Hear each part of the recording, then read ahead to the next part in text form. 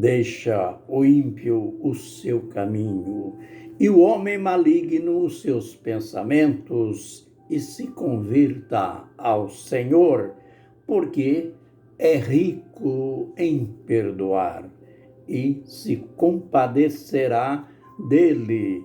Isaías 55, verso 7, gotinhas da verdade. Mais uma etapa de conhecimentos de revelação na palavra do Senhor. Estudando Apocalipse 12, personagens do texto: a mulher, o dragão e o filho varão, que no texto é a razão de tudo.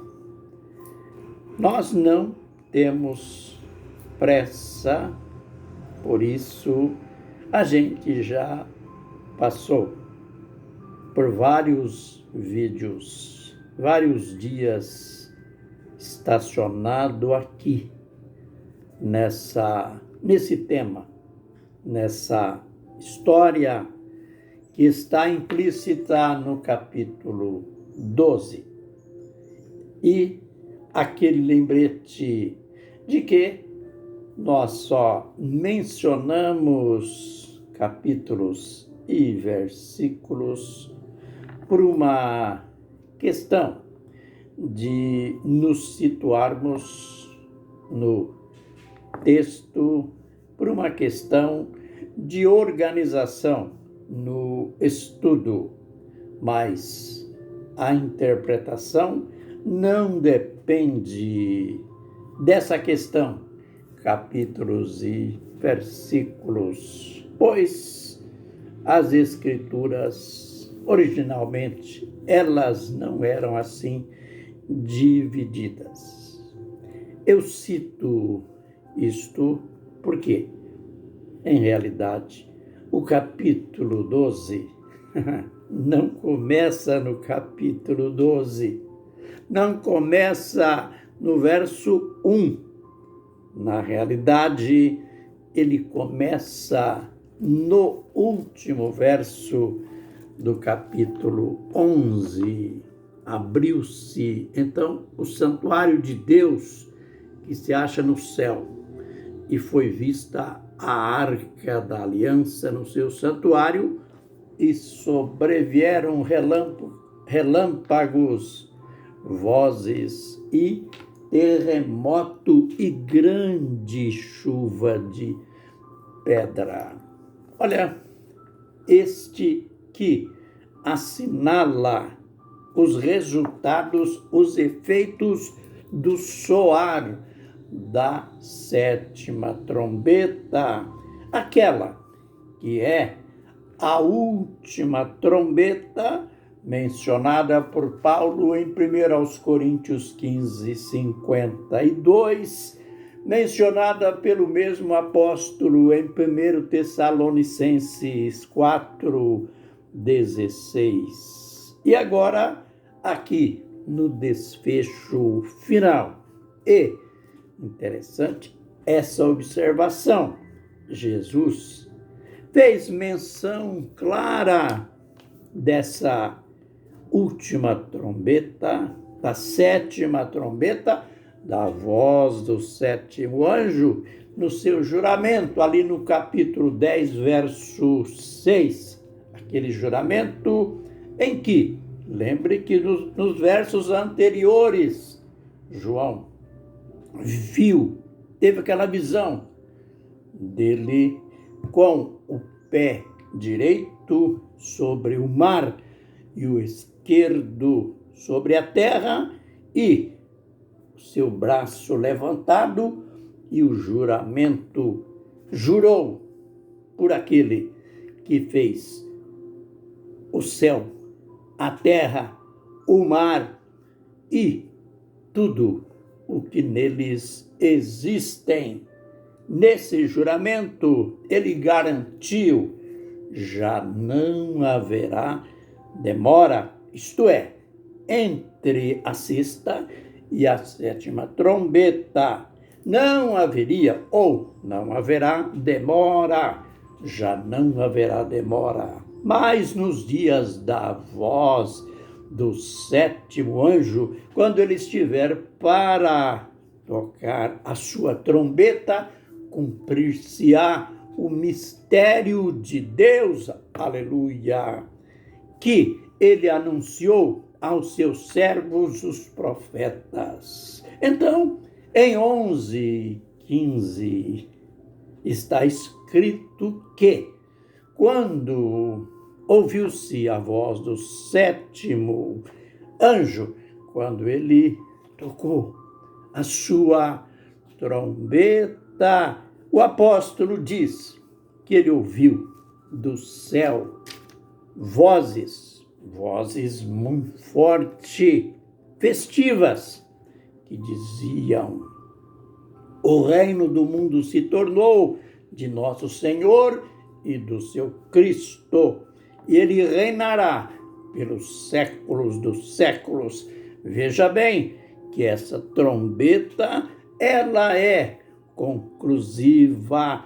Veja que lá no juramento o Senhor disse: já não haverá demora, e marcou o tempo nos dias da voz do sétimo anjo, quando ele estiver para tocar a sua trombeta, cumprir-se-á o mistério de Deus. Aí então João vê tudo isso acontecer. E estas palavras são fundamentais. O reino do mundo se tornou, isto é, não hoje, naquele tempo, não era hoje, não é do Senhor Jesus Cristo. Está nas mãos, infelizmente, do príncipe das potestades do ar. Paulo falou isso lá em Efésios 2:1. Ele vos deu vida, isto é, Jesus.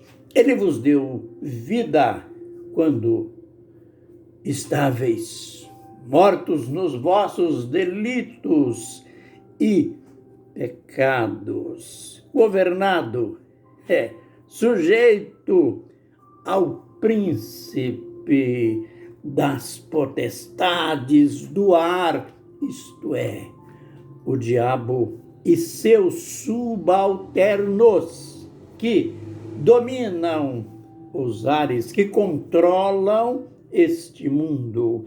Por isso, esse estado de coisas que a gente vê. Por isso, aquelas vozes, ao soar da última trombeta, declararam: o reino do mundo se tornou de nosso Senhor e de seu Cristo.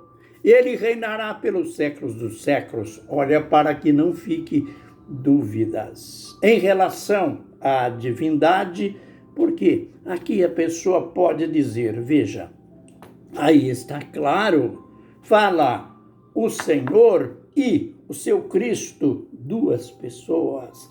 Note bem que no final da sentença mostra a singularidade, a unicidade de Deus, o reino do Senhor e do seu Cristo. Aí então, e ele, veja, no singular, não diz e eles, diz e ele reinará pelos séculos dos séculos. Então, aí está o reino de Deus sob as mãos do Senhor Jesus Cristo. Logo em seguida, João vê também os 24 anciãos que se prostram e adoram o Senhor Deus Todo-Poderoso, que diz, eles dizem, aquele que era, aquele que é, isto é, enaltecendo Deus como Todo-Poderoso e enaltecendo a eternidade de Deus. Aí então o texto fala sobre a ressurreição. Ressurreição de quem? Ressurreição dos santos, dos profetas, a ressurreição dos justos, isto é, aquela primeira ressurreição mencionada em 1 Tessalonicenses 4, 16 e 18 e mencionada em Apocalipse 20 e verso 6.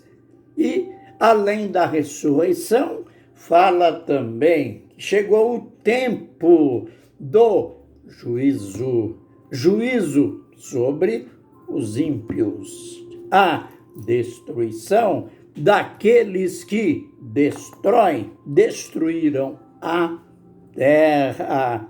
E também chegou o momento em que os santos receberão os seus respectivos galardões. Foi nessa ocasião que João disse ver o santuário lá do céu, porque aquele tabernáculo que Moisés construiu, lembre que o modelo foi retirado, a planta foi retirada do céu.